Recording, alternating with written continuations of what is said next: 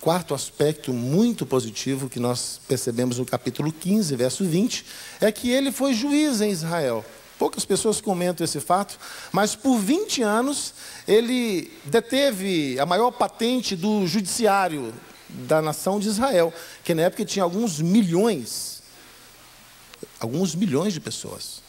Ele julgava todos os casos. E julgou bem, porque não há nenhum comentário negativo desses 20 anos de ministério legislativo de Sansão. Julgou bem por 20 anos, ele tinha sabedoria.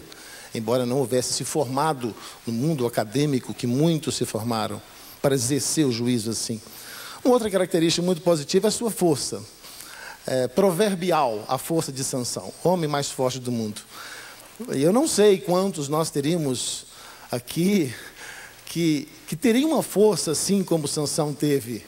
Força tremenda. Certa vez ele foi numa cidade também fazer uma coisa muito errada com uma prostituta. E de repente, em determinado momento da noite, alguém lhe disse: olha, a cidade está cercada e eles vão pegar você numa emboscada. Sansão então imediatamente saiu do local onde estava. E as cidades naquela época eram fortalecidas por muralhas altas, que chegavam a 30, 40 metros de altura, 5, 6 metros de largura. E por cima desses muros que circulavam a cidade, ficavam sentinelas, guardas armados, para que à noite o inimigo não pudesse entrar e ferir a cidade. Era um fator de segurança, de proteção.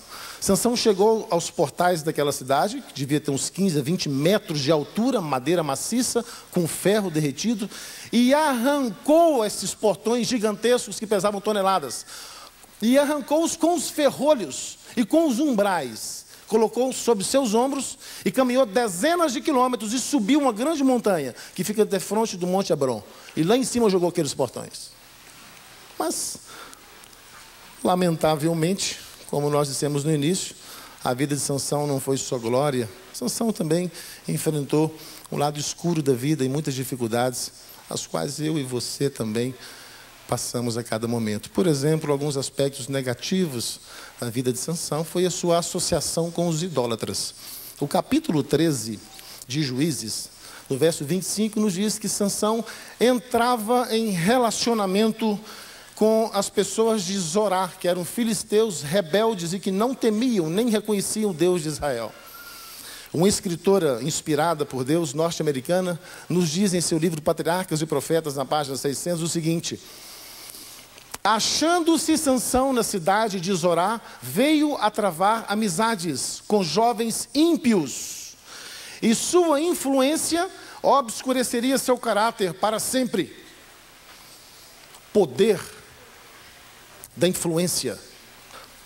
Capítulo 14, verso 3 de Juízes nos diz que certa vez ele foi em Tina e casou-se com uma jovem.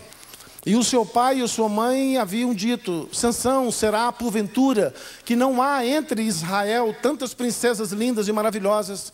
Será que você não descobriu entre as diversas tribos de Israel, os milhares de Israel, uma moça que lhe agradasse? Uma moça do nosso povo temente a Deus. Ele disse: não, eu quero essa ímpia, porque esta agrada os meus olhos. Sansão tinha problemas com paixões ilícitas. Ele tinha uma certa queda em se apaixonar por coisas proibidas. E ele se casou com essa moça, desobedecendo a Deus e a seus pais. Mas por ironia do destino, ele nunca a possuiu como mulher. Após as festividades do matrimônio, o pai da moça a entregou ao seu melhor amigo, um desses de Zorá. E Sansão nunca possuiu. Poucos dias depois, a moça foi assassinada com toda a sua família. E como fruto desse equívoco emocional, desse desvio espiritual, emotivo de Sansão, ele teve que matar 30 homens. Depois pegou 300 raposas, quando o conflito se intensificou, ateou fogo na cauda das raposas e jogou as raposas no meio dos cereais da colheita, que estava seca, pronta para a cega dos filisteus. E ateou fogo na colheita dos grãos, nos olivais e nos vinhedos dos filisteus. Destruiu toda a colheita de um ano. Os filisteus se iraram e mandaram um esquadrão de cerca de 200 soldados para aniquilarem Sansão. Sansão os assassinou violentamente. Depois mandaram mais 1000 soldados. E Sansão, cansado, pegou um pedaço de osso de um jumento, pedaço do queixo do osso de um jumento, e com esse osso ele assassinou, traumatizou 1000 homens. Tudo isso se desencadeou numa série de poucos dias, apenas por acariciar no coração paixões ilícitas. Um outro problema sério que ele tinha é com a sua sexualidade. Agora, não só no campo emocional, mas na área do apetite sexual. Sansão, ele nunca, de fato, conseguiu orientar e manter sob o domínio de Deus o seu apetite sexual. Juízes 16:1 nos diz que certa vez, passando por uma das cidades filisteias, chamada Gaza, encontrou uma moça prostituta e se deitou com essa moça. Sim, de forma completamente irresponsável e desvinculada de compromisso, apenas para satisfazer o apetite sexual.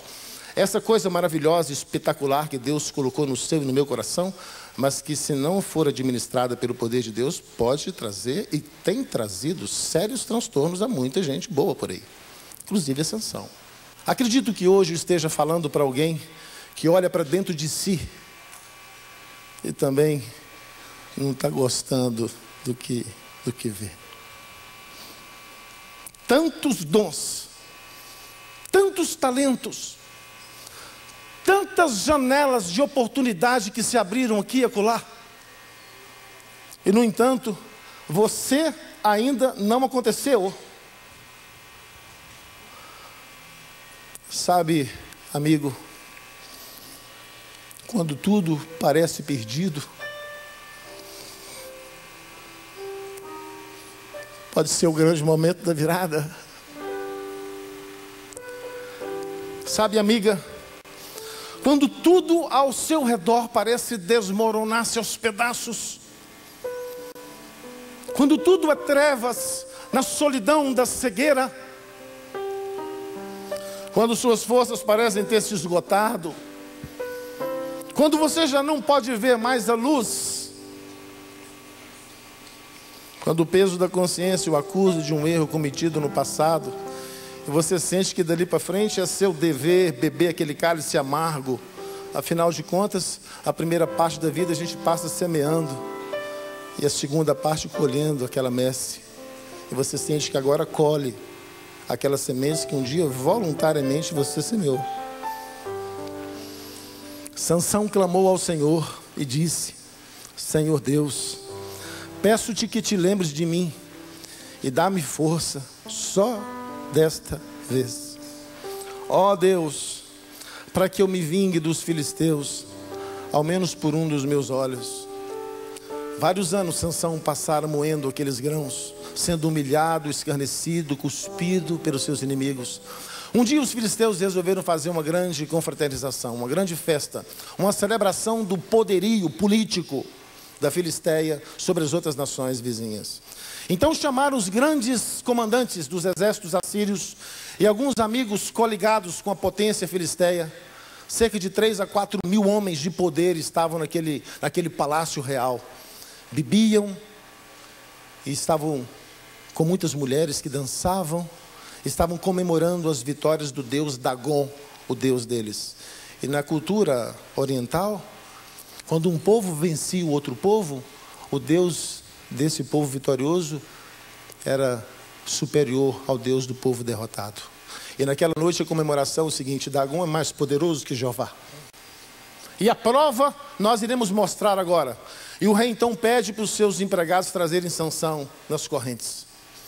E apresenta Sansão para os convidados. Aí está o herói de Jeová. Aí está o poderoso homem cujo nascimento havia sido previamente anunciado para libertar Israel do nosso poder. E olha o que Dagon fez com ele. Dagon é poderoso. Dagon é o maioral.